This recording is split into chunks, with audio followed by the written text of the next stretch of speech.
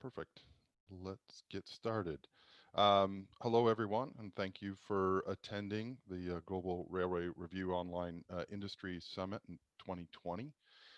Thank you guys for joining. Um, I'll quick start off introduction. I'm the session moderator. My name is Matt Miller. I'm the Transportation Industry Principal at OSI Soft. So I handle global strategy and responsibility for all modes of transportation in our core markets and in separate rails. So I'm excited to have be able to join in the discussion today. With me today and presenting some 4 presentations, Harel Even from Israel Railways, Gerhard Trosch from the EU Freight Rail Corridor Amber, Alex Kirk for GB Rail Freight, and Connor Fagan, the European Rail Freight Association Secretary General. So thank you, gentlemen, for joining me. We will kind of there's a 15-minute presentation from each of our distinguished speakers today, and then we're going to have a Q&A session kind of wrapping up at the end. So you will notice there's a Q&A panel. You can go ahead and type in your questions really at any time. I kind of suggest you do that as we go through, and that way it won't be quite as distracting. You can collect your thoughts and maybe shape them over the course, and we'll answer them all at the end though. So to kind of tee things off, I wanted to just set the stage in a couple of topics. I think in the past, our normal had been finding new ways to work and trying to create efficiencies in many different areas of operations, in performance and capacity and asset management, compliance and resource optimization, kind of a general trend towards overall operational excellence. And certainly that had been happening over the course of many years. Really just driving and using data to liberate innovation and find new ways of incorporating new data to create new opportunities. Obviously, the new normal is being set and shaped, and necessity is really driving a whole host of innovation. In manufacturing, they're saying, Forbes is saying that the next 18 months will have the same innovation trend as the last 5 years in manufacturing. And I suspect many industries will be much the same. So necessity is going to drive us to do a whole range of things and find answers to problems that we hadn't even potentially conceived of. And more that a lot of those answers come from new ways of collaborating, building of different communities and different standards to try and drive some of these initiatives forward and do this on a timetable that may have been unheard of before. So hopefully we'll be able to touch on many of these topics and as we move forward, but I'd like to hand things over to our first speaker, Harel Even, and for his comments. We go from there. Harel, over to you.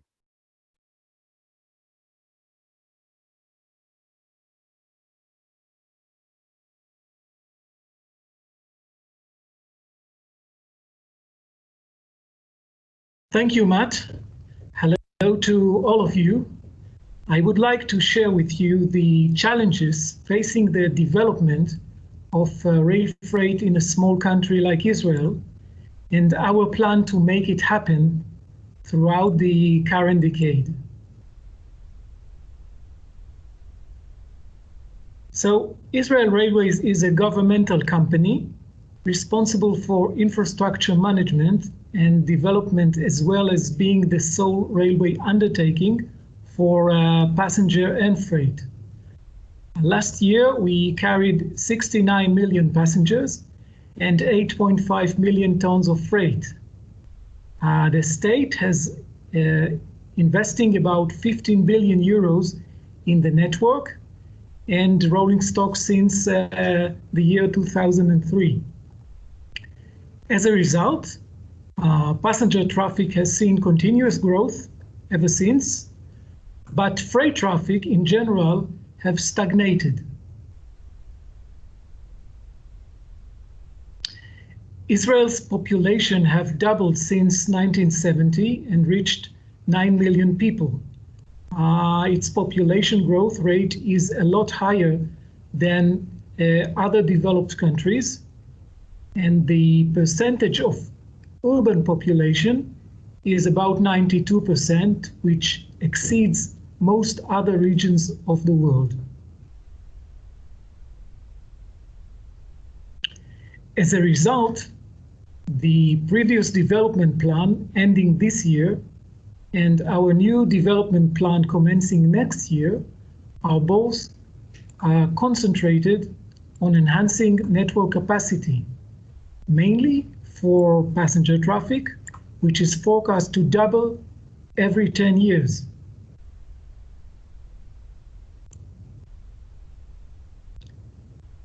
In order to meet the passenger growth, some major infrastructure projects will take place throughout the current decade. First, the core network will be electrified, imposing strict truck possessions mainly during nights and weekends. In addition, a new high-speed network is to be implemented between the four major metropolises, Haifa, Tel Aviv, Jerusalem, and Beersheba. This will impose additional truck possessions on existing main lines, as well, which means less capacity left for the freight traffic.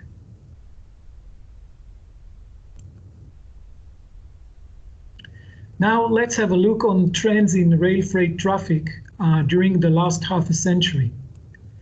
The majority of Israel's export and import, about 95%, is carried through its deep water sea ports. Back in 1970, the railway carried 3.4 million tons, which equaled 44% of the seaport throughput that year. Although rail freight has almost tripled since, and as international trade has increased considerably, rail freight market share dropped to only 16% of seaports' throughput.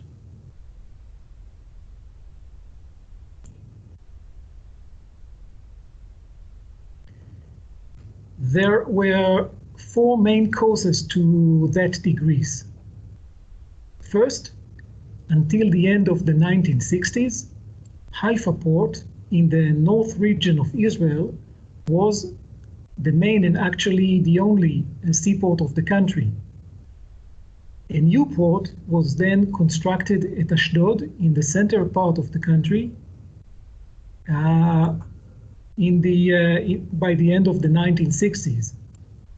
As a result, many of the distances between freight owners and the seaports had drastically shortened, thus making road haul cheaper than rail. In the following years, about 70% of the 100 private sidings were closed due to no traffic. Second, due to universal economic trends, some traditional industries ceased to exist. As a result, we lost freight types like timber, coal, oil, and others. In addition, as a result of changes of land uses, old rail-connected industrial areas were closed, while new ones have planned and implemented without being connected to the rail network. During that period, the highway network and truck technology were widely upgraded, making truck much attractive over rail for most cases.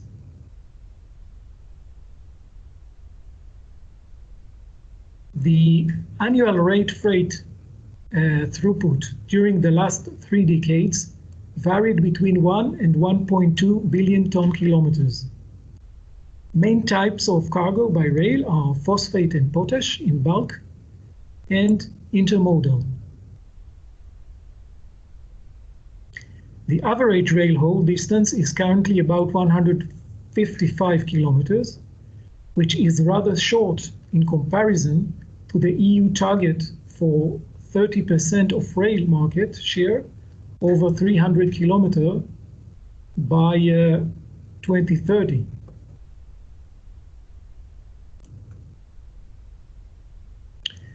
Saying all that, it is logic to ask, does Israel really need rail freight, or maybe better continue to rely on road haul?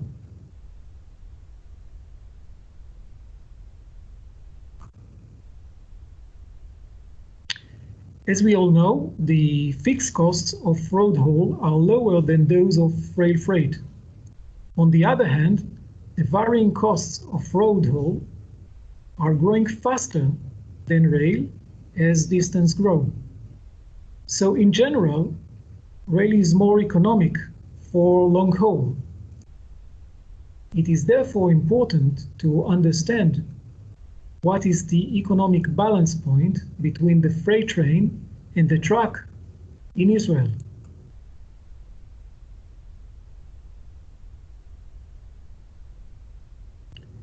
The Ministry of Transport investigated that from the point of view of the national economy.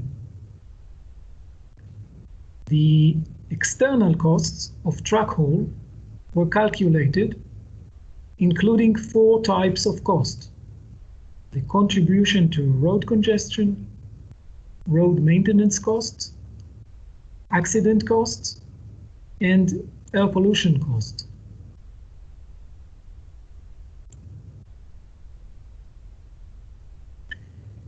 A case study looked at 2 alternatives of transporting sea containers: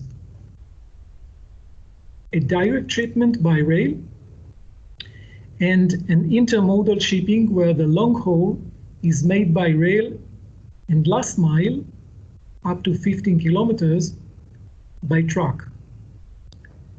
The study concluded that when road haul does not pay the externalities, the balance point is 190 kilometers compared with intermodal, but only 120 kilometers compared with direct rail service. But when externalities are inclusive in road haul cost, the balance point is as low as only 100 kilometers compared with intermodal, but only 60 kilometers compared with direct rail service, which was very good news for us, for rail. So, based on the study, we have prepared a 2021 to 2030 development plan based on investing on both the demand side and the supply side. The first segment of developing the demand side is looking at implementing 9 new private sidings into big industrial and logistic customers to enable new direct rail haul, which is the most economical, as we have seen in the study. 2 contracts are usually signed with the customer. The first contract for planning, building, and operation of the private siding. And the second is a transportation contract for a defined period of time. Based on an economic study, the financing of the infrastructure is shared by the state, which is financing the part outside the customer property, and the customer who is financing the part inside his property.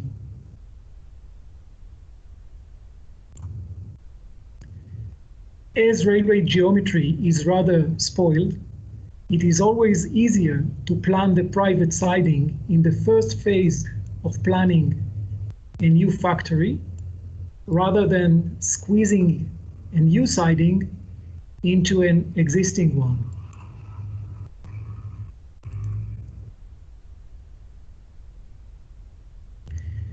As Israel is a small country, the number of potential clients having suitable cargo and quantities for rail to justify the heavy investment in private sidings are limited. Therefore, new public intermodal terminals are the second ingredient of the demand part of the plan. It includes 9 new terminals allocated in accordance with the strategic plan in a thorough market study made by Israel Railways. Those terminals will be spread all around the country, thus making the railway network a lot more accessible to cargo owners.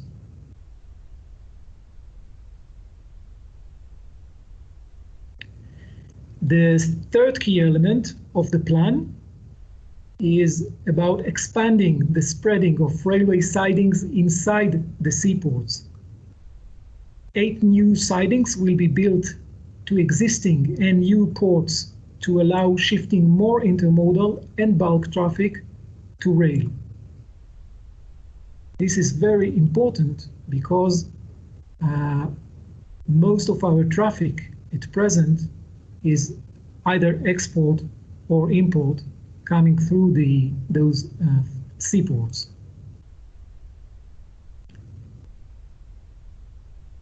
In order for all that to happen, we need to extensively develop the supply side as well. First, to create a new north-south main line to bypass the congested coastline. Second, to double the Negev line southeast of Beersheba in the south part of the country and connect it to Tamar Quarry, thus enabling the transport of 15 million tons of aggregates and sand annually.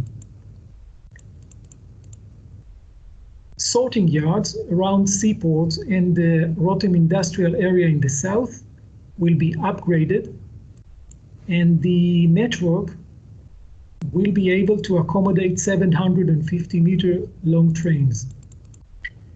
The installation of ETCS Level 2 is already underway, and the installation of automatic couplers will be considered.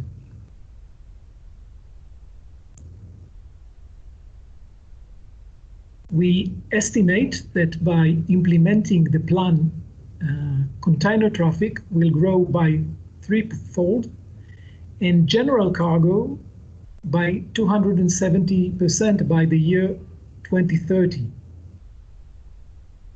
The main source of growth would be aggregates from the new quarry in the south and also sea containers. I hope that we would succeed in the implementation of this ambitious plan, despite the many challenges ahead. Thank you. Fantastic. Thanks, Gerhard. Appreciate that. Great presentation, really interesting. Took a ton of notes. Let's transition to Dr. Gerhard Trosche, please. Yes, good afternoon. So first of all, thank you very much for the invitation to this, I think, very interesting and relevant session on rail freight. I'm just going to start sharing the screen, hoping that it will work soon. There's always some technical transition. But in any case, I can already start talking about the Amber Rail Freight Corridor. I am managing director of this freight corridor. It is one of 11 EU rail freight corridors. And if you wonder why it's called Amber Rail Freight Corridor, it derives its name from the historic trade route Amber Road, which connected the Baltic Sea with the Adriatic Sea. And we are, with this Amber Rail Freight Corridor, reviving this historic trade route as in form of a more new modern rail freight corridor adapted to the needs of our customers and adapted to the needs of modern logistics. We are based, our corridor is based on European legislation, on a Commission implementing decision, and EU regulation on the European Rail Network for Competitive Freight. And in our corridor, 6 partners are cooperating, 5 infrastructure managers from Poland, Slovenia, Hungary, and Slovakia. In the case of Hungary, we have 2 infrastructure managers involved in our corridor. And we have also the Hungarian Rail Capacity Allocation Office, VPE, in our corridor as a member.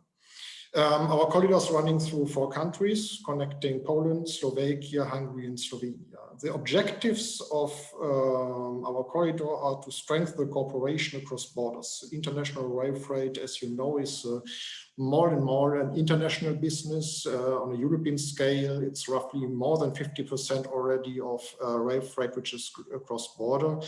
And this share is also growing, and we need to strengthen the cooperation between infrastructure managers across borders, but also the cooperation with customers. So improving the exchange with customers and also the users of our corridor is also an important objective for establishing this corridor. And overall, of course, we want to facilitate international rail freight. We want to promote modal shift from road, especially to rail, and thereby also contribute to a more sustainable transport system.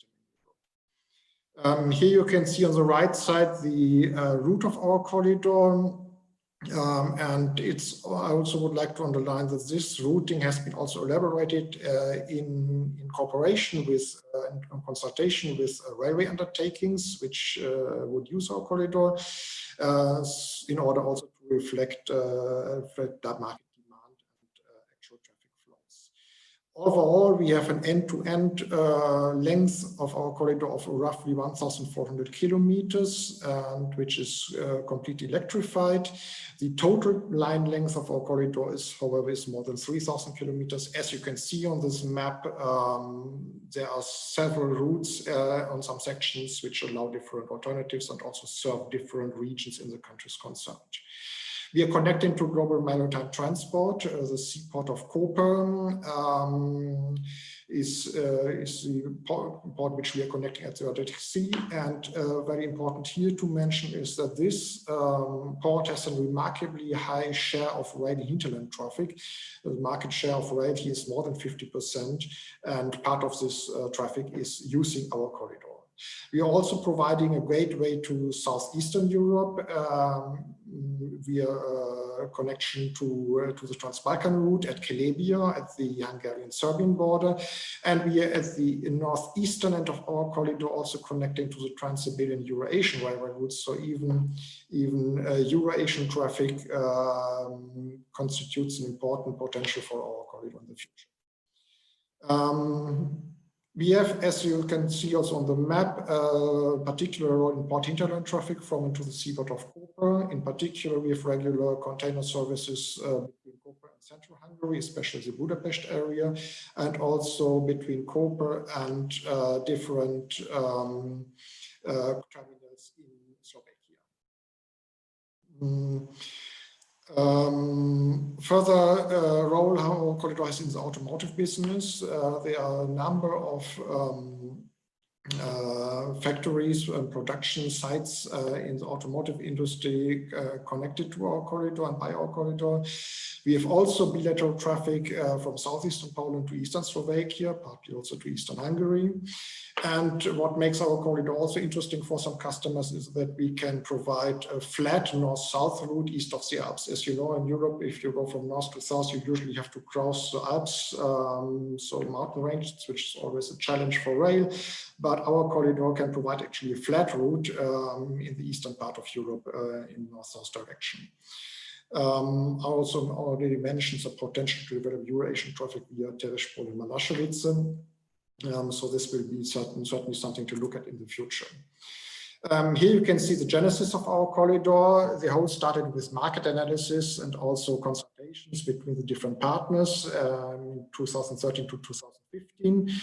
And then we followed a procedure which is actually laid down in the European legislation, and this resulted in January 2017 in the adoption of a Commission implementing decision by the European Commission. And we became operational in beginning of 2019 and had our opening event in Koper in September last year. Here you can see the governance structure. I do not want to bore you too much with this, but this structure is actually similar for most all freight corridors. It consists of an executive board where we have the representatives of the member states in our corridor, and usually from the ministries of transport or ministries in charge of transport.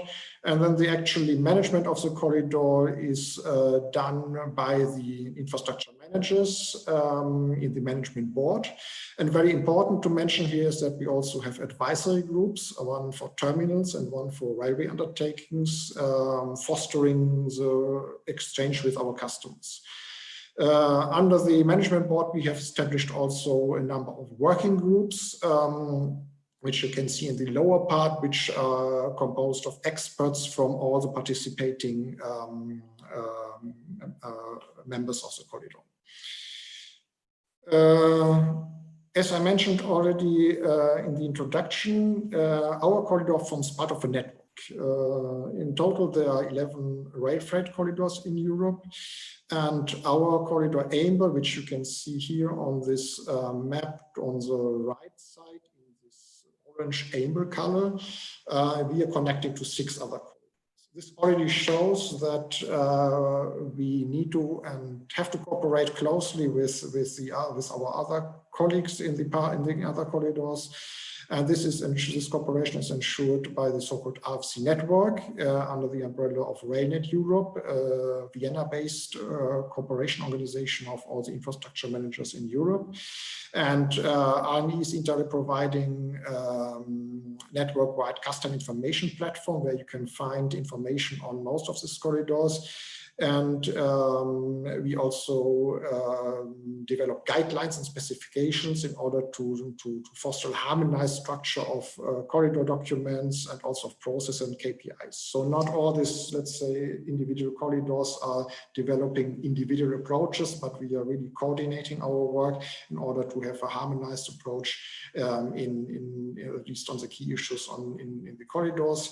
Also in view of the fact that the traffic of many of our customers is often changing from one corridor to another corridor. And in the future, we are also aiming at developing further joint projects in order to develop the RFC concept as such, and also the services of the individual corridors.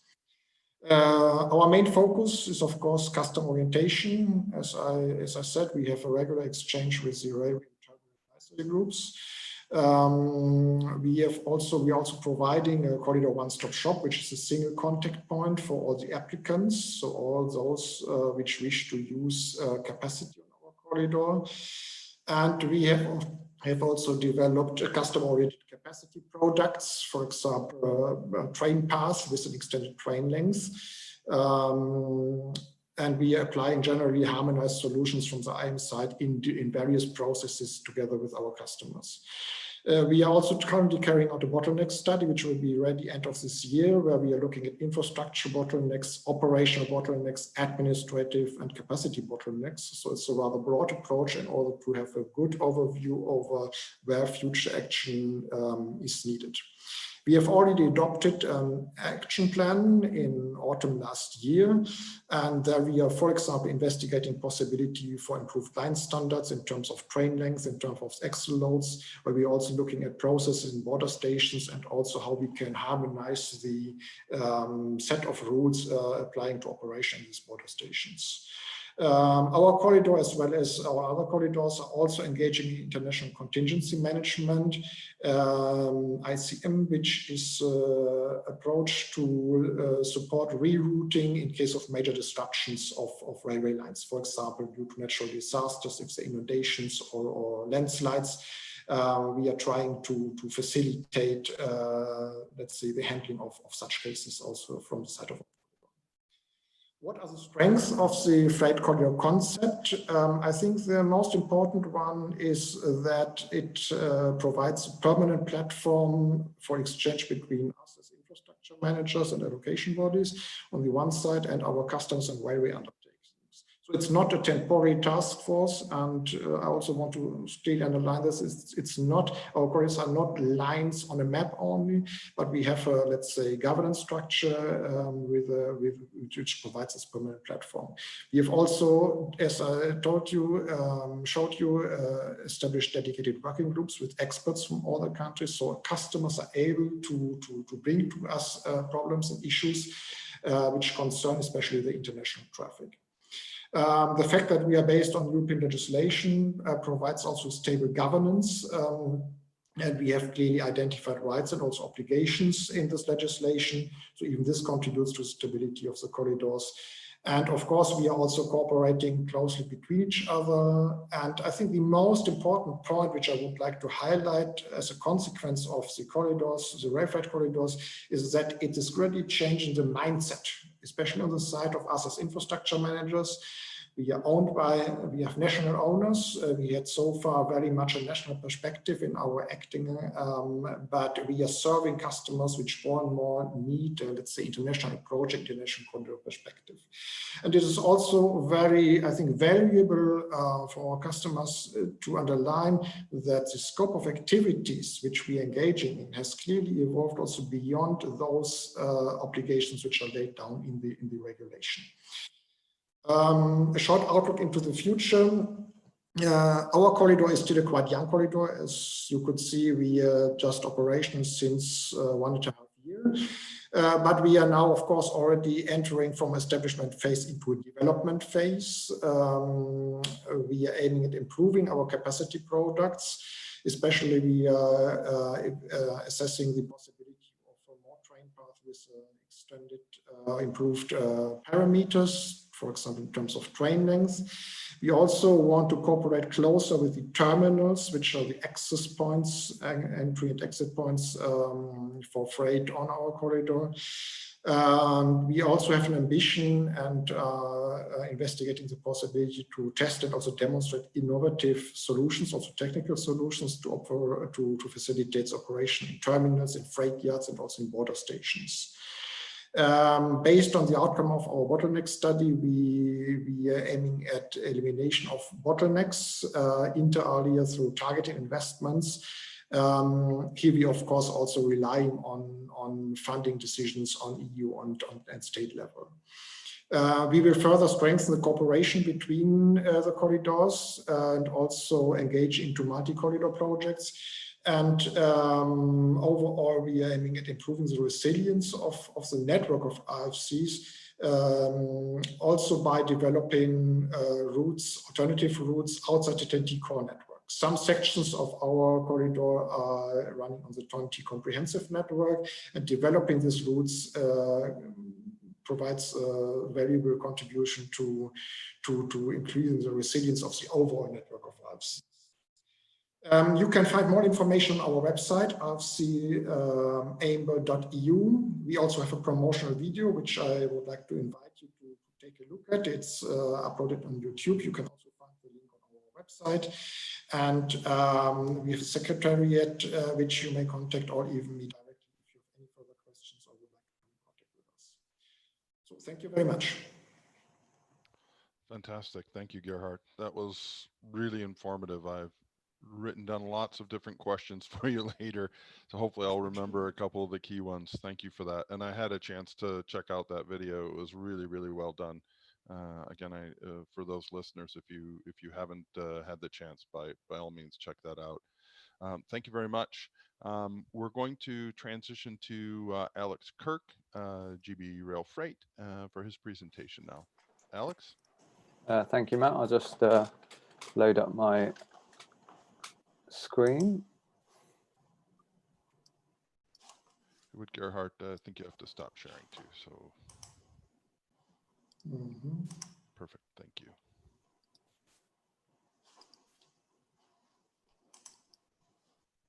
I'll just remind those participating, feel free to go ahead and use the chat box. It will be a great way to remember some of your questions as we move through, even if you don't want to hit the send button right away. So, Alex, up to you. Yeah. So firstly, I wanted to start a brief overview of GB Rail Freight, because some of you may not be aware of who we are. So we were founded in 1999, and over the years since then have grown into the third largest rail freight operator in the UK.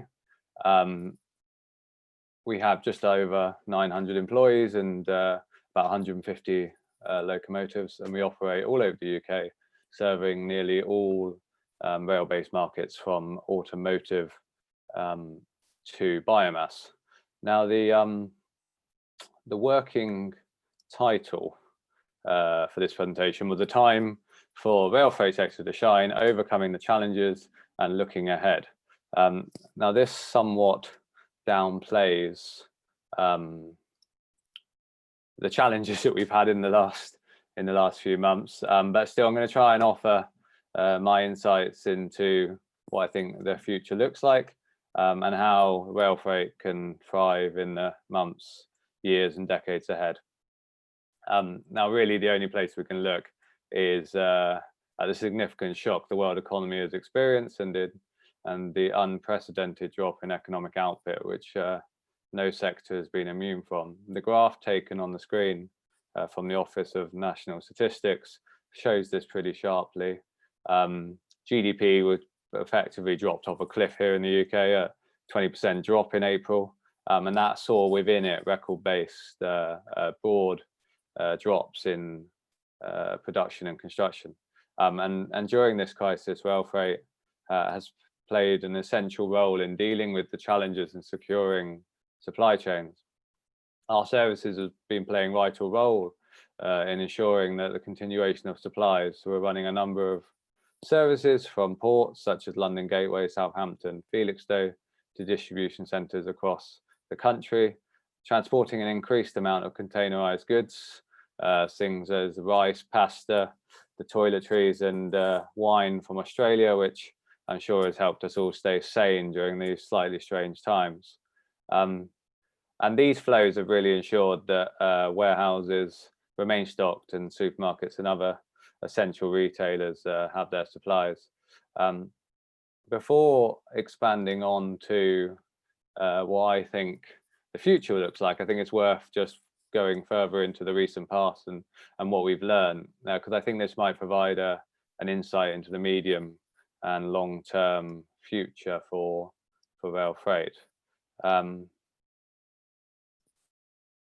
In rail forums, the discussion in the UK, at least, is often about highly congested rail network with greater and greater levels of new passenger services and numbers. But during this crisis, due to lockdown, we have seen unprecedented reductions in passenger traffic, which has opened new capacity for rail freight services to meet the demand, some of which for that extra wine. We also continue to see the messaging to passengers to only travel when essential, work from home where you can. And I'll touch on the longer term impact of this shortly, but I wanted to highlight that while some of rail freight has been needed more than ever, large amounts have simply stopped with the COVID restrictions. The lockdown saw factories close, production and construction cease. As a sector that moves things around for people, when people no longer need their things moved around, the transport is not needed. We saw car factories stop production, and so the onward movement of finished cars halted for a time. And while the economic impact is unclear, new car demand is or was at a record low. This is further suppressing the automotive sector. Likewise, construction sites simply stopped for a short period. This had the same effect as in factories, where raw materials are not required for construction industry, so therefore the trains carrying it were not also. Fortunately, some construction traffic large amounts of construction traffic have recovered as we find new ways to operate in the social distancing. Containers are a slightly strange one. There's been some stockouts, considerable peaks for demand. Toilet roll comes to mind. Still not entirely sure why everybody needed all that toilet roll, but it's put huge pressures on the supply chain and movements from our ports. COVID lockdown in China at the beginning of the year saw loading of ships stopped, and then a lagged demand in a similar way to we see to Chinese New Year. The sector is slowly recovering, but much of the demand is driven by consumer spending. So the future is directly linked with the wider economic performance. And now I get on to sort of the main bulk of the presentation in terms of the bit where I need a crystal ball. And whilst the economic outlook doesn't look brilliant right now, I believe there are reasons to be cheerful about rail freight's future. And I think this in part links to the changes we may see as a country due to the COVID crisis. There are three that I want to touch on. This is by no means a complete list, but are likely to have the most significant impact on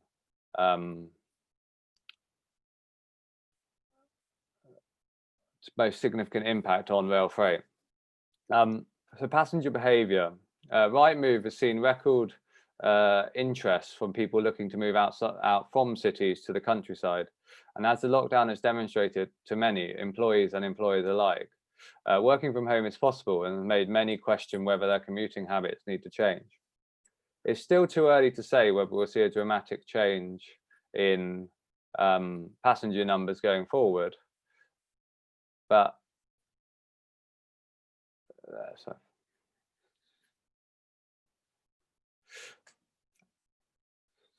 still, the message to consumers will be difficult to untangle, similar to the challenge the government had with the shift from stay at home, save lives to stay alert. Commuters will not merely accept that all is safe and they can return, but the key question is to what extent individuals will make the transition permanently from commuting into the city to working from home. If we see a dramatic long-term fall in passenger numbers or even a pausing of the record growth, this will force a re-evaluation of the enhancement plans for the railway and may provide a golden opportunity for rail freight to carve out a more established role within the rail network, with some more significant investments in freight schemes to grow the sector. I believe the outcome will be somewhere in the middle. There will always be a need for a degree of businesses to operate in built-up populous areas, but the trend to move out of large central London property will continue, and we will see a reduction of the growth of passenger numbers into large cities in the UK. One area we have seen a change in consumer behaviour that may further open opportunities for rail freight is the ever greater movement towards internet shopping. We are asking ourselves how rail can play a role in making these deliveries more sustainable. We're exploring converting old intercity 125 high-speed trains into fast freight services that can move internet shopping orders into London and other cities overnight, ready for the next morning. This could increase the speed of shipment and lessen the environmental impact, which moved me on to my next point, the environmental side of rail freight. Before this crisis, we had an increasing media focus on environmental concerns, the protest of Extinction Rebellion, with governments around the world signing up to net zero by different dates. And last year, the UK government passed a law to end its contribution to global warming by 2050. The two areas of the economy that most need to improve if the UK is to reach its ambitious goal are transport and agriculture. And we are working hard to play our part in the decarbonisation of transport. It's a long-touted statement in rail freight circles that the average freight train removes the equivalent of 40 to 70 HGV loads while only emitting 25% of the equivalent carbon emission, and that rail freight demonstrates a positive contribution to the challenge of cutting emissions. While the sector often repeats these statements, it's inescapable that if we want to have a global economy with the associated logistics network, rail freight has a critical and crucial role in both meeting the demands from an economic perspective and also ensuring that the government can hit net zero by its target date. Further progress can be made when one considers that the UK government has also set a target of 2040 for the removal of diesel locomotives on the railway. This is a challenge for the sector, as freight locomotives need to deliver significant traction power to pull the large loads. Electric traction is one option for the sector, but we're a long way from being able to provide electric power to all rail lines. This means that freight operators such as ourselves are focusing on electro-diesel locomotives, which can use electric traction where the overheads are available and diesel in other areas. These locomotives are significantly more expensive and are currently uneconomical for a sector which operates on low margins. We believe the government should look at options which provide targeted financial support for the adoption of electro-diesel locomotives, which would support them in delivering on their target of totally removing diesel from the rail network and support an increased proportion of freight traffic moving from road to rail. Government support in whatever guise to unlock the potential is needed. This links up with my final reason for being confident about rail freight, the government's levelling up agenda, which appears to be being merged with the post-COVID economic recovery plan. So whilst individual companies are adjusting to guidelines and the impact of restrictions that COVID have brought, the government is deciding what its approach is to implement the strategy for post-Brexit, post-COVID and levelling up Britain. It is the view of many political commentators that they will roll all of these into one economic approach, which we can see in the build, build, build messaging that we've seen recently from Boris Johnson. So whilst HS2 has grabbed the headlines for the last few years as one of the large infrastructure projects to kickstart UK construction and is firmly welcomed by GB Rail Freight for the passenger and capacity benefits it will create, there is likely to be a decade of investment in infrastructure, which rail freight will play a crucial part in delivering. In some cases, as the only means of getting materials to construction sites, and in others, the only means to source the raw materials. All of this will help the rail freight sector grow and the UK economy. To sum up, rail freight has a vital role to play in helping the UK meet some of its most significant challenges, the immediate challenge of COVID-19 and the longer term challenges of assisting the UK to meet its net zero emissions targets whilst remaining prosperous. And we at GB Rail Freight are determined to carry on delivering investment and innovation to help the UK meet these challenges. Thank you. Thanks, Alex. That was fantastic. Particularly like to see the examples you highlighted around the resilience. Clearly, obviously, one of the main reasons for your growth. Let's move forward. We're just a few minutes ahead of schedule, which I guess in the rail industry is a good thing, being on schedule. So we'll go ahead and pick that up and certainly have some more time for questions. There are some great questions coming in, and I'm excited to get to them. Unfortunately, it means I'm going to miss a couple of mine, but I'll have to reach out to you guys after. Let's go ahead and move on to Connor Fagan. Connor, do you want to share your presentation with the group? Thanks, Matthew.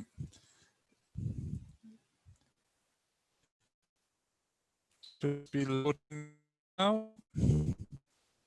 Okay, so hello everyone. Thanks, Matthew, for handing over the floor. My name is Connor Fagan. I'm the Secretary General of the European Rail Freight Association. So the European Rail Freight Association is the voice of private and independent rail freight companies. And today what I want to focus on is promoting a competitive European rail freight market, especially taking into consideration the ongoing COVID-19 pandemic. So ERFA, or the European Rail Freight Association, I'll continue with ERFA to be shorter. It's permanently based in Brussels. So we represent the voice of private and independent rail freight companies active throughout the European Union. So most ERFA members, they account for operations in most of the European Union's member states, but also some non-EU member states, such as the United Kingdom, but also active in some Eastern European countries, such as Belarus, and into the Russian market. So our membership, it is composed primarily of rail freight undertakings and private and independent companies. Historically, these were usually smaller companies that was related to the liberalization of the rail freight market. But what we're increasingly seeing that in some countries, these sort of operators have become the largest operators on the market. For example, the likes of Lineas in Belgium or Medway in the Portuguese market. We also have some non-undertaking operators, for instance, intermodal operators such as Hupac. So the main focus today is how to boost rail freight. So for us, this raises a few fundamental questions. For instance, how do we create an attractive business environment for rail freight companies? The only way we can boost rail freight is actually creating a good business environment in which to operate. We need to be looking at removing remaining difficulties for private rail freight companies and how to help them achieving the objectives for modal shift. We need to be addressing why is rail freight not reaching its full potential as a service? And importantly, especially given that it's the customer that ultimately decides to use rail freight, we need to be seeing how we actually improve the quality and reliability of the service. So 4 main areas we work on, and we feel that these 4 main areas, they reflect the points I just mentioned. So removing market access barriers, we feel this is crucial to actually creating a good service. Like any sector of the economy, competition is key. When you have a competitive, innovative market, it will attract customers. So at a European level, we have made a lot of progress in this regard. It has become a much more competitive environment, more work to do. Second key area we work on, improving the quality and performance of rail freight services. I think as an industry, we need to be able to reflect and accept that there is a burden on us. We need to be providing a better service and something that the customer is ultimately going to decide to use. So we need to do some inward looking in actually increasing our actual service. Third point, reducing the cost of rail. Here there's a multitude of options we can go to look at. I will discuss some shortly. And the fourth is creating level playing fields between road and rail.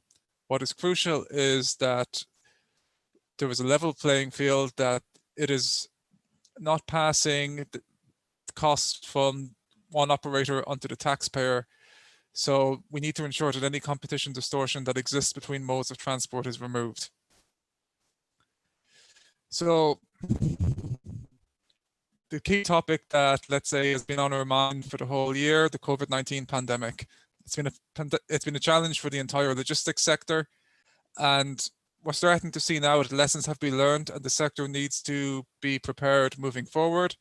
And we also need to be seeing how we use this crisis. There's always an expression that never let a good crisis go to waste. So we need to see what have we learned from the COVID-19 pandemic and how we can use it constructively going forward. So 4 main points I'll talk about here. 1, 2, 3, 4. Economic impact of the COVID-19 crisis on rail freight transport. What response we have seen at an EU level. What are the lessons we have learned? And what is our way forward? So first, like any other sector of the economy, rail freight has suffered from the COVID-19 impact, namely through declining freight volumes, as Alex had pointed out earlier. So we've seen a significant reduction of intercontinental maritime transport via EU ports, especially from and to China, and the reduction in oil traffic related to reduction in consumption. We've seen a slowdown in intra-European traffic as well. So it's not just traffic coming from China. What we have to look at here is the industry that the operators are active in. Some have been less affected than others. Some sectors have seen a total shutdown. So what we're seeing is different market segments are being affected in a very different manner. But in general, what we're seeing over the last few months is a loss of turnover for all undertakings amounting to 50 million euros per week and 700 million since the beginning of the crisis. So this is 17% average loss of rail freight revenues over 3 months. And the outlook we see for 2020 is a total loss of 2.5 billion euros. So the economic impact on rail freight undertakings is severe, it is significant. And yeah, we're still continuing to see how this develops. Of course, we're not out of the crisis yet. There's still some way to go. So we have to see if this is final or if we're looking into a second wave.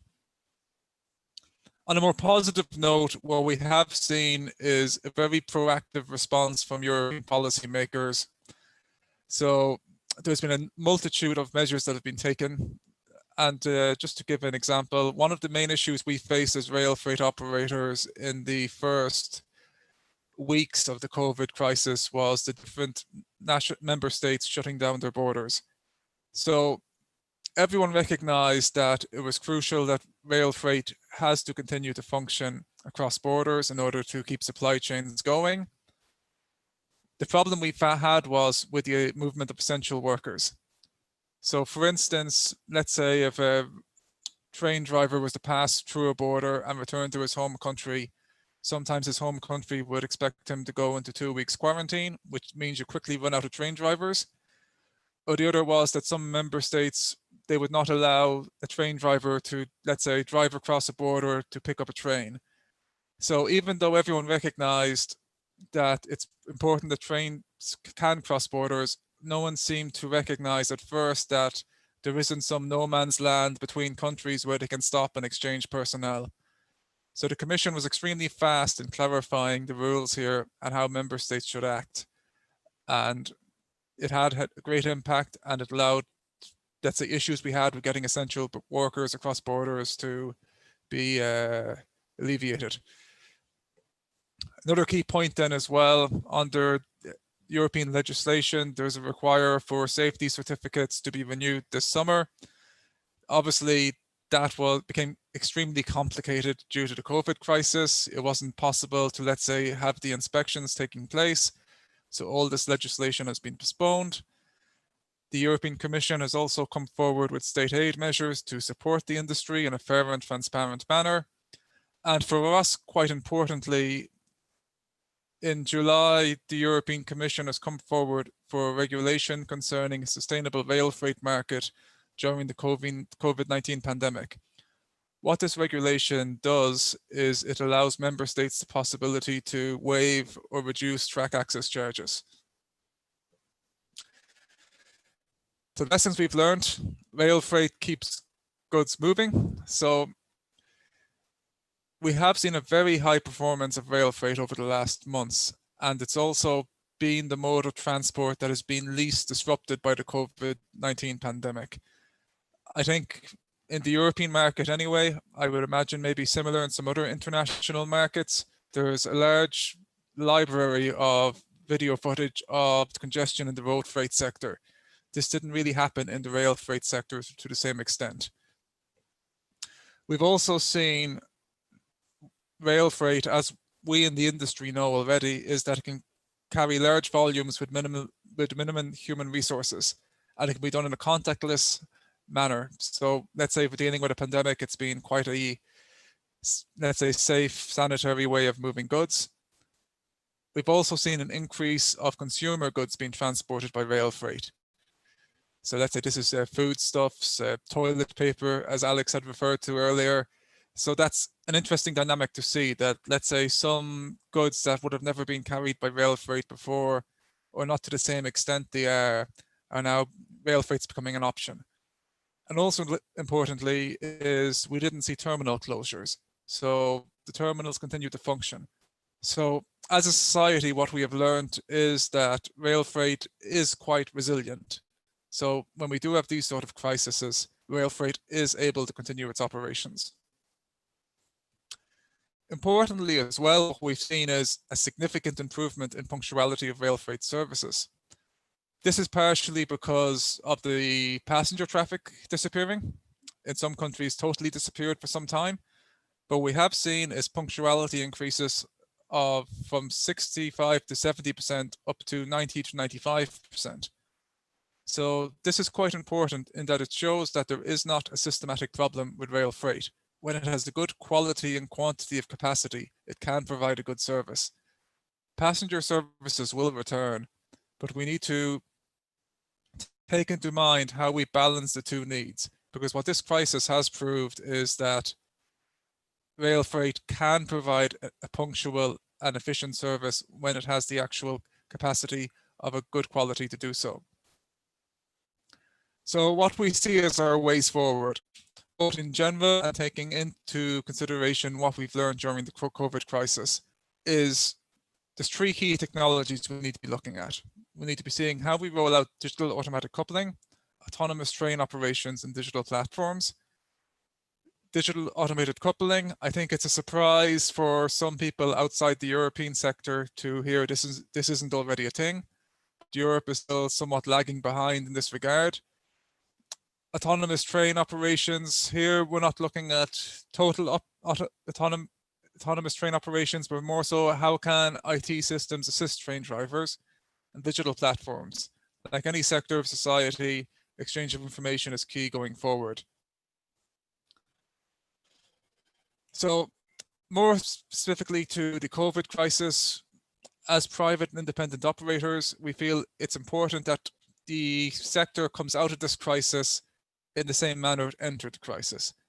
So when we do get into discussions about how do we support rail freight operators, we need to be making sure that this is something that supports all rail freight operators.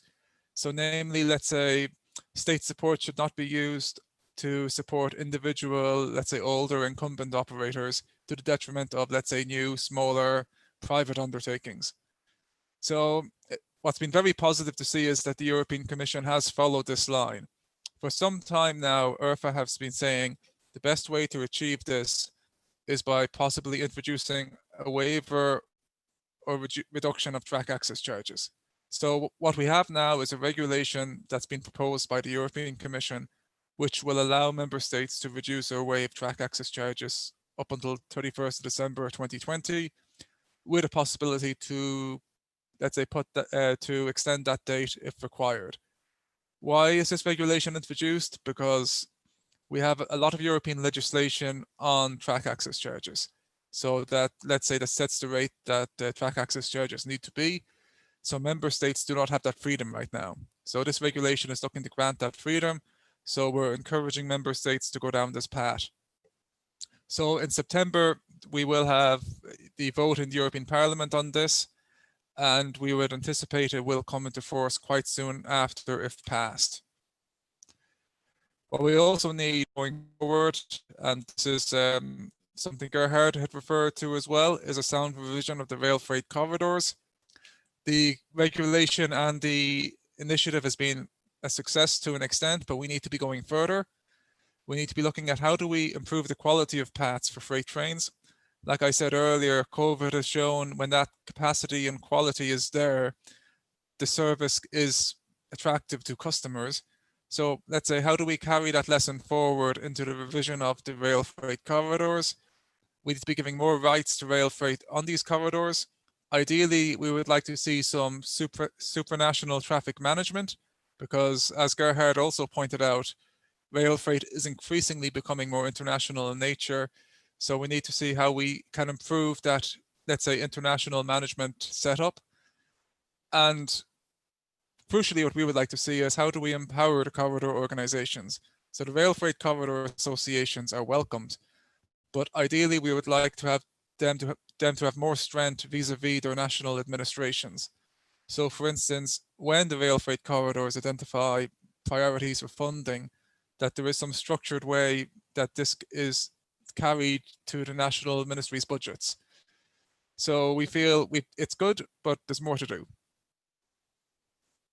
So our recommendations and, let's say, our lessons from the last months has been the rail freight has suffered from and experienced economic losses, but the EU, the response was very effective and timely.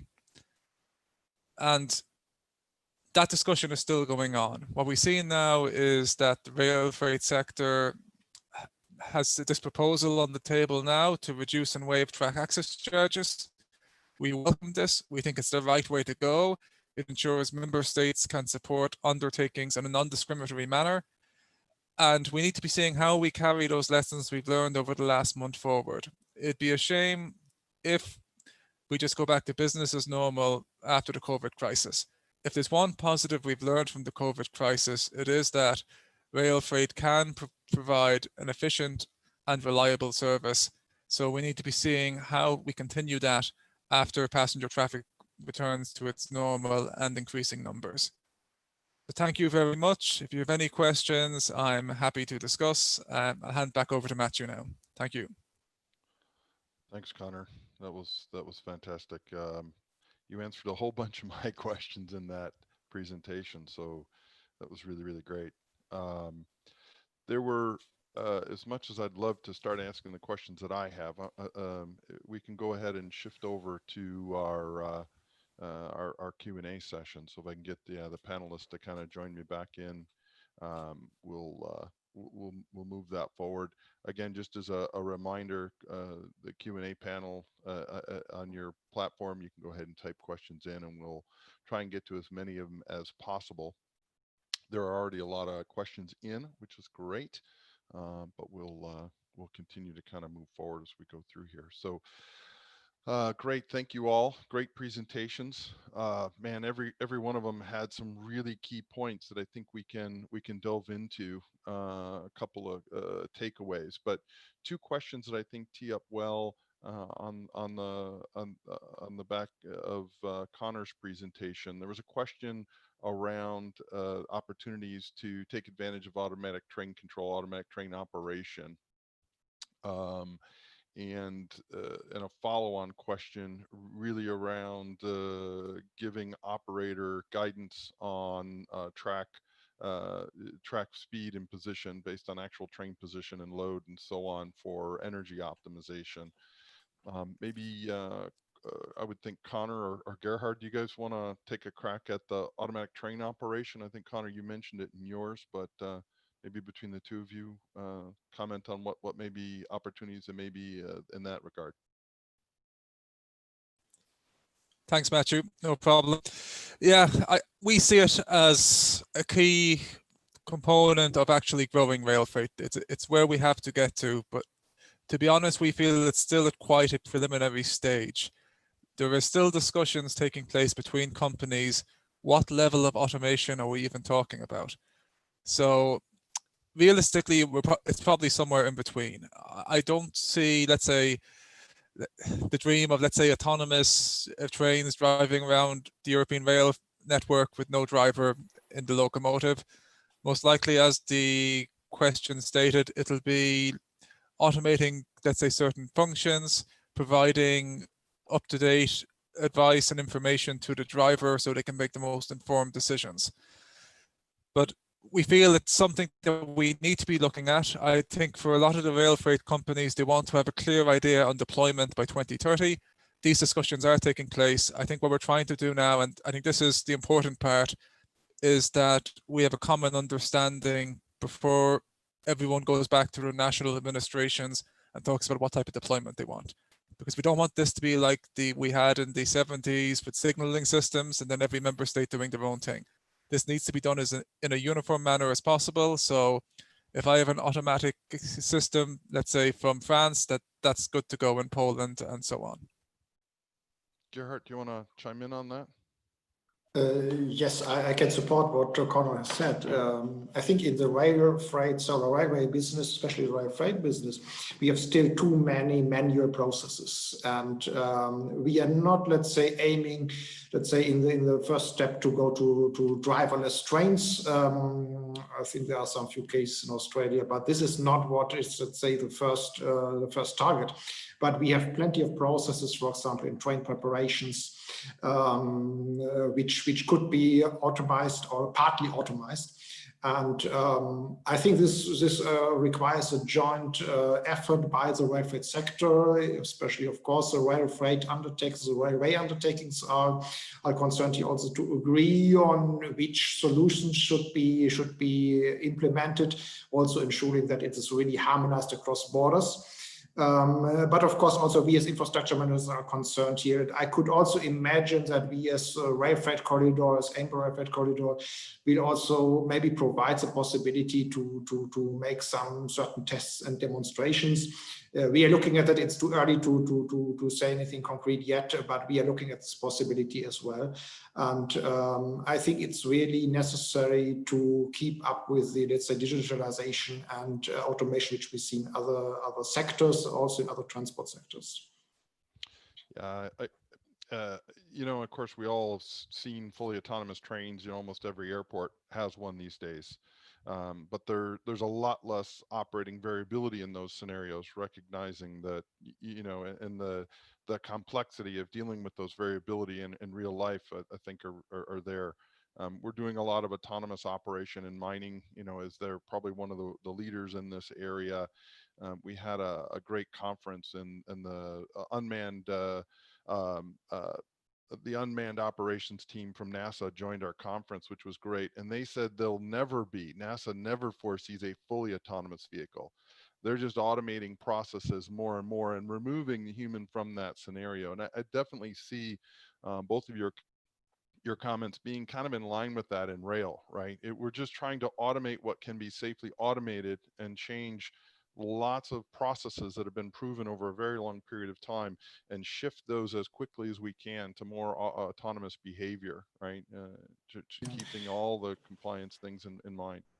There's maybe one point to add also, which you should not forget actually, that compared to other transport modes, I think rail is very well suited for much more automation than we have today, because it is a guided transport system compared to road. We have the rails guiding the vehicles, so this already simplifies, let's say, the challenge quite considerably.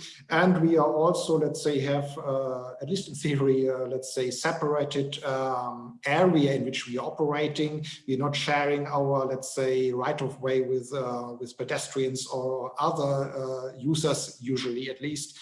So this means that rail as a transport mode is very well suited for implementation of automated solutions. Yeah, agreed. I mean, even compared to marine, right? The variability of marine is much higher than they don't have the benefit of tracks, docking and things. So although they're moving quickly to autonomous operation as well, it's much more complicated. The other question was really around track advisory services, really giving route guidance, speed guidance to help energy. We actually did a project and found some really impressive results relative to just operating, looking for efficiencies, let's say, in the locomotive or DMUs directly. Harel or Alex, have you guys experimented with anything like that? So we've had a look at what can be done to share information on braking characteristics or driving behavior with drivers using existing locomotives. I think it links into the previous conversation around automation, in the sense that most of the technology used in the rail freight sector has been bolted on over the years. So if we're talking about the sort of workhorse of the industry in the UK, a Class 66 loco, we're not talking about machines that were made 2 or 3 years ago with the latest technology.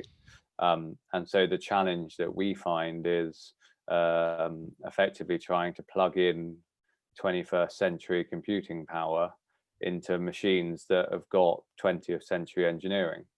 But we have found that there's been benefits. Most of the time that we've looked at it, it's been from the perspective of a fuel saving to justify the expense of the technology. But I think when you look at what we foresee the next 5, 10, 15 years being the period where we need to replace that workhorse locomotive, it's the ideal time to invest in and design up a new locomotive that can offer all of the things that you would expect us to be talking about. In its own, it's only putting the technology that you have when you go and buy your car into a locomotive. So we're hopeful that we'll be able to have it more designed into the machine as opposed to a bolt-on going forward. Well, any thoughts there? We have been looking at some proposed systems, but we have not. We do not have a decision yet to use one of them. Okay.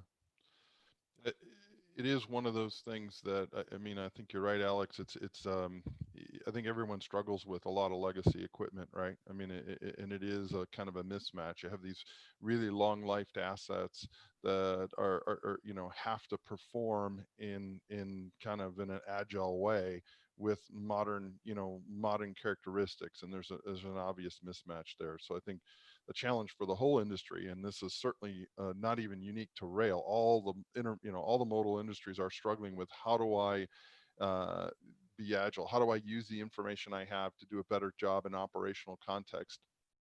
This definitely does seem to be one I call this like an optimized operational envelope, where you not only can optimize energy, but the asset utilization, wear and tear, a whole range. You mentioned brakes, braking scenarios and things like that, where certain behavior and certain track characteristics can lead to a lot of wear and tear, not only on the track, but on the asset itself, right? And sorting all those things out. So I think there's a bunch of benefit that could be done by giving someone that a more detailed operating profile in those scenarios. And there's some innovative ways to do that, even with assets that are 50 years old. We're doing a project with locomotives that are really, really old, and they don't plan on replacing them anytime soon. But as Connor mentioned about the economic issues, and certainly passenger freight's being hit much, much harder than freight. But those economics aren't going to lead to a whole lot of CapEx or even OpEx, right? We're seeing a lot of pressure OpEx wise. It seems like there's both this great opportunity in front of freight, which is why I was, one of the reasons I was excited to participate. The whole world recognizes that freight rail is critical infrastructure for the globally, right? Certainly none less in Europe, which has been trying to drive that message home, and the investments that have been made in Europe have been profound. So there's kind of a great opportunity to take advantage of those investments, kind of to both make up what's there and move ahead, right? There's been a lot of hard investments, a lot of structural, with new corridors and a lot of material, new investments. Harel mentioned a number of really innovative things that Israel's doing to make some significant investments to prove that. And then there's some soft investments. I think everybody mentioned at different points, different collaborations and data things and innovations that are happening on that front. Curious of whether you guys are seeing some initial results, or whether the harder investments have been a better return on those, or are some of the softer investments, collaborations and other things giving the better return? Any thoughts on that? Maybe Gerhard, you could kick that off and we'll pass that one around. Yes, of course. I think what we need is both. I mean, we didn't need a parallel approach. I mean, of course, infrastructure investments are crucial, and infrastructure also defines very much certain parameters which are crucial for the, let's say, efficiency of freight service, of rail services in general, and freight in particular. For example, train lengths and axle loads and other factors. And I think, therefore, it is absolutely crucial that we also see implementation and implementation of this so-called 10T standards with 740-meter train lengths on the core network, and ideally even on certain other lines, because there may be reroutings necessary. So on the 10T comprehensive network as well. Axle loads need to be harmonized should be harmonized on a high level. And if you look at, let's say, the rail freight systems on a global level, let's say North America, Asia, Russia, even partly in South America and Africa and Europe, I mean, our technical standards are still very moderate in Europe, if I express myself very diplomatically. So in this regard, I think rail freight related investments into the network are necessary. But at the same time, of course, we should not forget that there are also plenty of processes and sets of rules which need to be harmonized, especially in a, let's say, world region like Europe, which consists of many countries where we have many border crossings. So harmonizing operational rules, harmonizing generally processes, and simplifying processes, I think this is quite crucial. And I think here is also a very, very important task for us as freight corridors, and this is on our agenda, to really work on gradually first developing better and harmonized solutions, testing these solutions, and then hopefully also rolling out them on a larger scale, so that we really can also, let's say, reap some, let's say, low-hanging fruits, which do not require huge investments. But what I want to underline is I do not think that we can replace let's say, the need for investments by only focusing purely on the soft measures like harmonization of rules. We need both. Thanks. Anybody else want to comment on that? Well, yeah, I think sort of building on that. I mean, if you take a more practical example of something like the Port of Felixstowe and the line out and the number of daily services.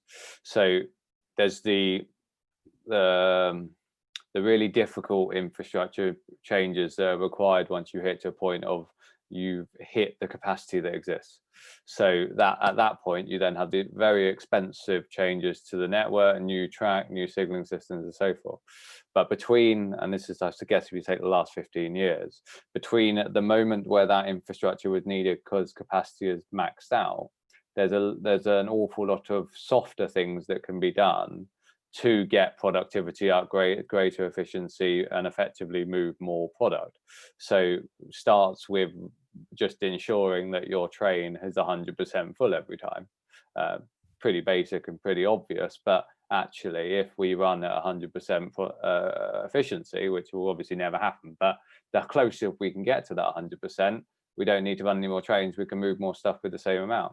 And then you get into the world of saying, what can we lengthen and what can we agree with the infrastructure manager to lengthen those trains? And then it gets into axle weights and trailing loads, but you can do all of that side of activity. And then still in the soft world, you can look at how you're planning your train.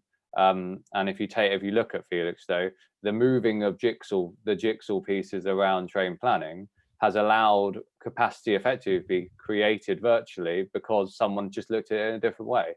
So I think there is a huge amount, which is that soft, non-hard expenditure on the infrastructure, but we will always get to a point whereby as an industry, we've maxed it out and we need more stuff to be built. At least that's the experience in the UK. I totally agree with my colleagues. I think in general, we should run longer trains, and those trains should be full. In order for that, we need, first of all, proper infrastructure and rolling stock. And then after, we could focus on much softer investment. Harel, one of the things that I really enjoyed about your presentation is you kind of highlight something. A question that I had was around, with the passenger capacity down so much and so many, it does seem that there would be extra capacity for other freight rail. I mean, that's a reason for the dedicated corridors in a lot of respect, right? Is that conflict. You kind of highlighted the economics as being point to point, and that really resonated with me because the big customers that we have, that tends to be what they have. They have their own yards, they have their own, even if it's a short haul into mainline kind of components, right? So leveraging that extra capacity might not be as easy as I was thinking. I thought, well, there's a bunch of extra capacity on the main line, but that may not actually help based on kind of the way you've kind of highlighted, because it doesn't necessarily go to the right places. Is that fair? Or do you think there is an opportunity to kind of leverage some additional capacity in the mainline networks? You mean in the existing main lines? Yeah. On the existing main lines? Yeah, just there's more airspace for freight. If with the passenger trains being shortened and frequency with the passenger, doesn't that create more opportunity? Well, we see some opportunities now during the COVID period.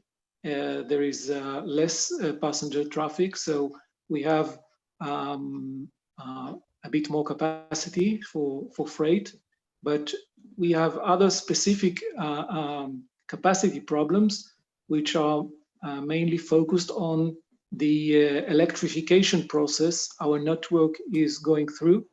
And that means that almost every night, parts of the core network are close to traffic for the electrification works.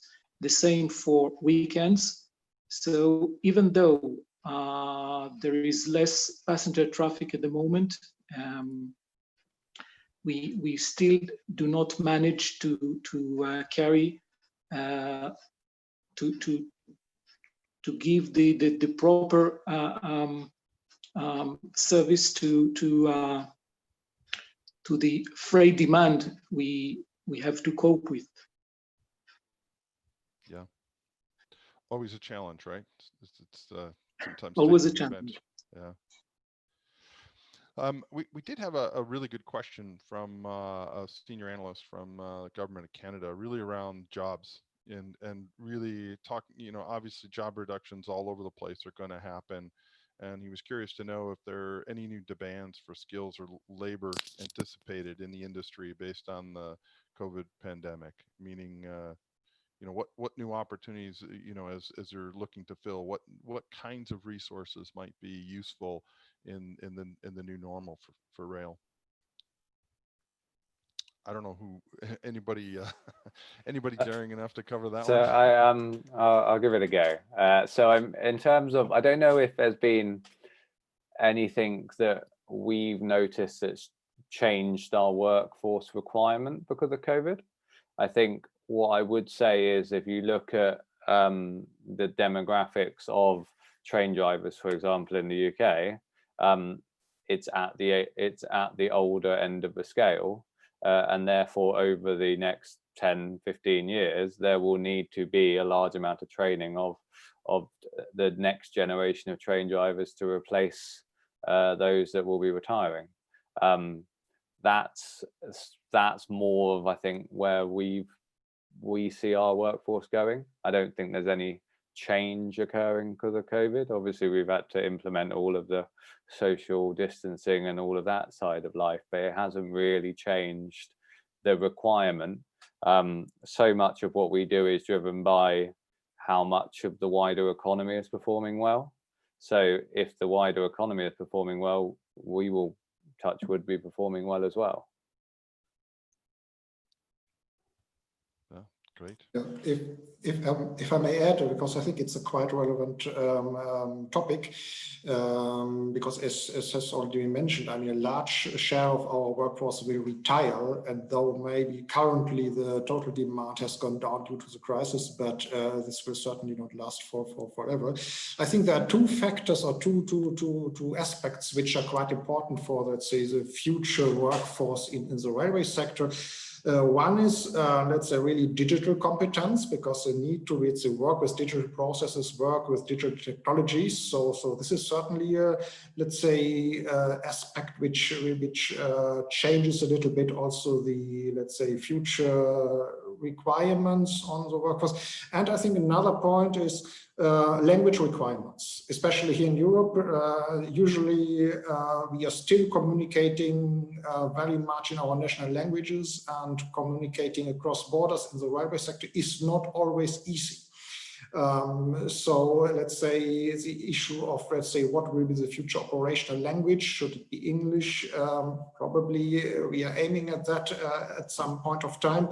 But I think, let's say, language requirements in the railway, for the railway stuff, will increase in importance in the future, especially in rail freight, and also in traffic management on the infrastructure management side. If I may, the key point I would say on this is the railway sector isn't unique. A lot of the issues related to skills are going to be issues we see across all sectors of society. I don't think we're going to see reduction in job numbers, not significant anyway. Hopefully we can even increase job numbers by actually increasing rail freight. So that's the challenge. Previously, I've worked for the port industry where we've seen a much higher level of automation. What we've seen in that sector, though, is there was not significant job losses. There was changes to the job profiles.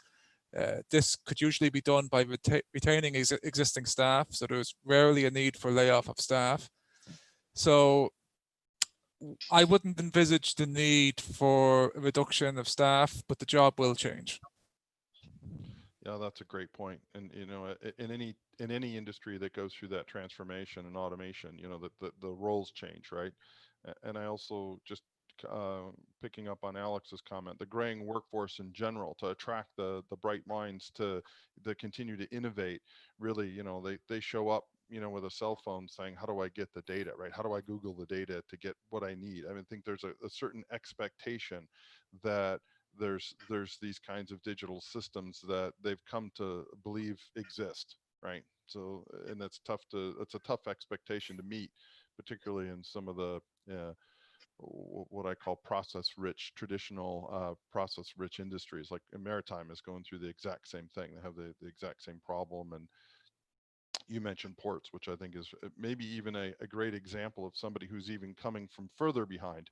You could make a case that ports were much less sophisticated and hadn't really put as much innovation and investment in, but they're very quickly ramping up to meet the challenges. If you look at some of the modern ports, you know, LA and Rotterdam, and some of the things that are going on there are really innovative. So that's a great point.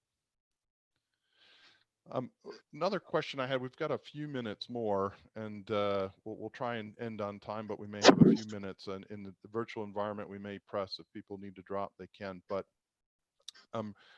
several mentions into, you know, the focus had been, particularly in EU freight, around environmental and decarbonizing focus. Obviously, COVID has put a huge re-emphasis on other things. But it still seems that there's some willingness to kind of continue that march in decarbonizing and move to it. Harel mentioned, you know, the investment they're continuing to make even in these trying times with capacity issues. I think Connor, both you and Gerhard mentioned that. Even Alex mentioned that in his. What do you guys? What are your sense of that? Will that take a little bit of a back seat as we deal with the new normal from COVID, or do you think that the investment is so strong that it'll march on? Anybody want to take a first crack at that, or is that just a? I can give it a go. We're quite optimistic, even though we have had the COVID crisis, that there is still quite a large push towards this decarbonisation agenda. The EU still has it, it's one of its flagship initiatives. But like importantly, what we're seeing is the changing of the dynamics. Rail freight, historically, it's always been the bridesmaid, never the bride. Rail, when it was discussed, it was primarily about passenger. So freight is really coming to the political agenda now. Just to give a quick example, Gerhard might have some views on this also. The discussion on the rail freight corridors. This comes from a regulation in 2010. So the way EU politics works, the European Commission drafts something, it presents it towards the member states and Parliament. The European Commission's initial proposal was much more ambitious, but by the time it got to the European Parliament, it was actually watered down because they were worried about how it will impact passenger markets. So that dynamic has changed a lot.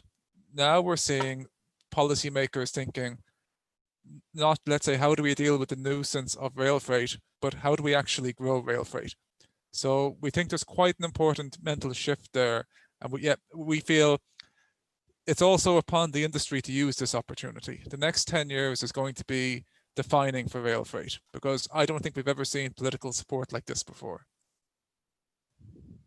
Yeah, if I may reflect on that, I fully agree with you, Connor, that it's let's say the freight corridor regulation as it was adopted was not the same as it was suggested in the beginning. Absolutely not.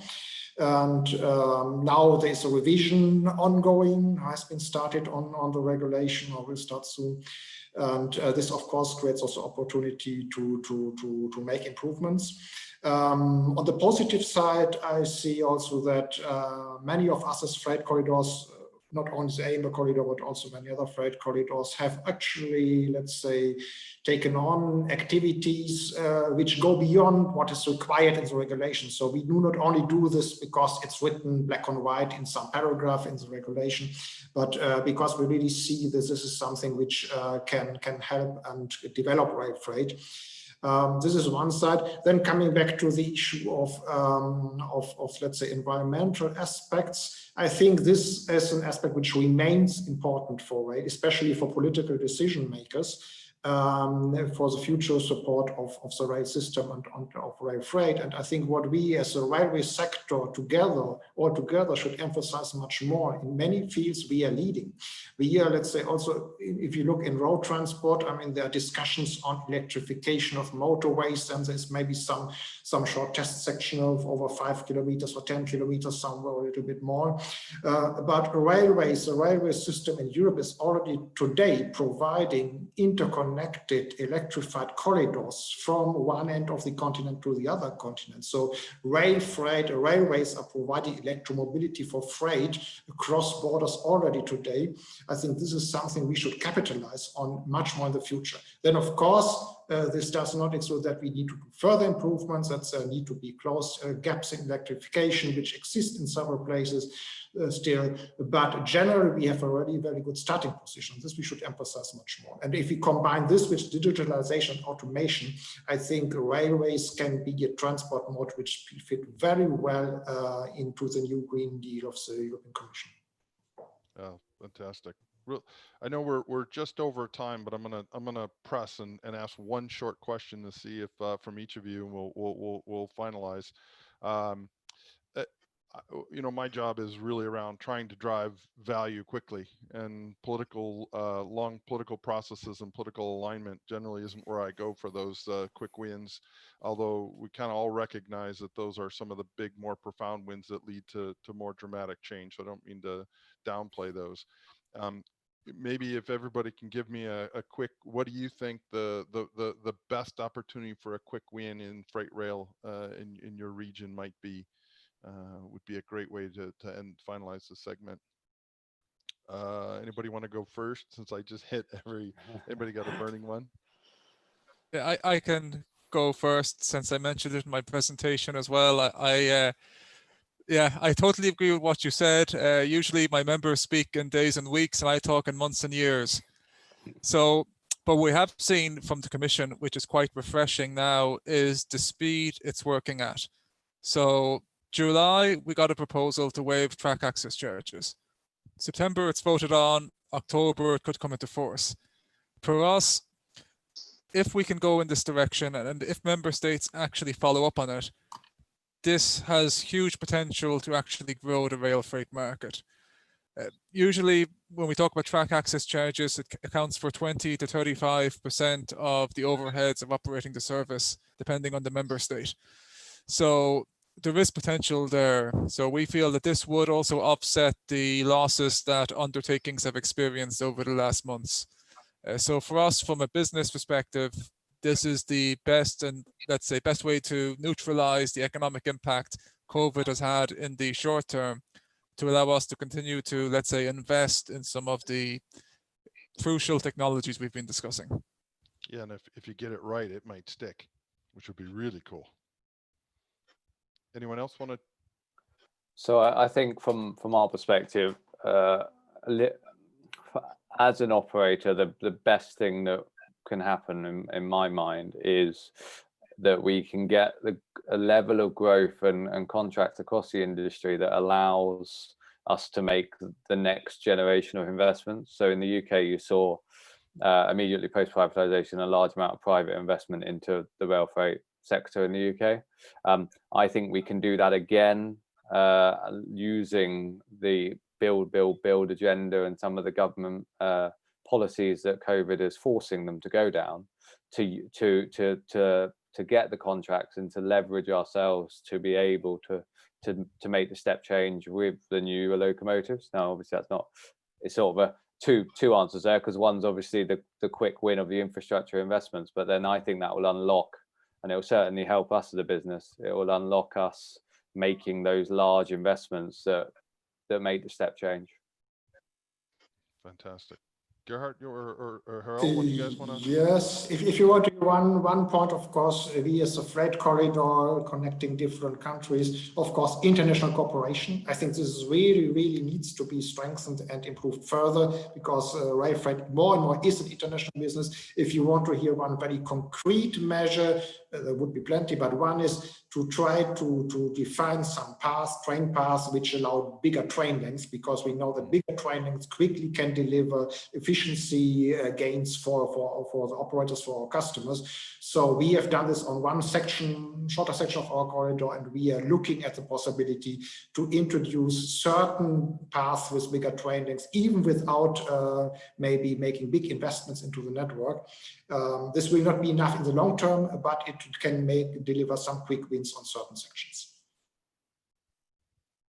Well, in Israel, I can think of two quick wins. The first one is connected with the implementation of the new north-south main line, which will enable us to run longer trains between the north and the center of the country. In the south, we are already able to run 750-meter trains. The other quick win is related to a short new line to the new quarry I was speaking about in the south, which will enable us actually to double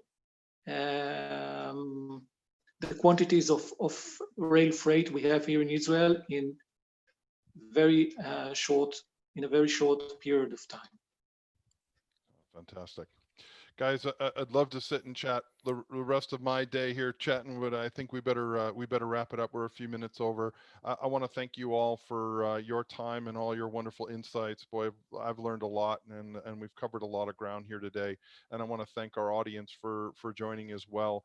I think there's going to be a lot of room for people rewatching this over and over again and gleaning little bits of wonderful ideas from each of your presentations into their operations and to their performance. So thank you all for that, and thank you for to the folks at Global Rail Review, Global Railway for having us.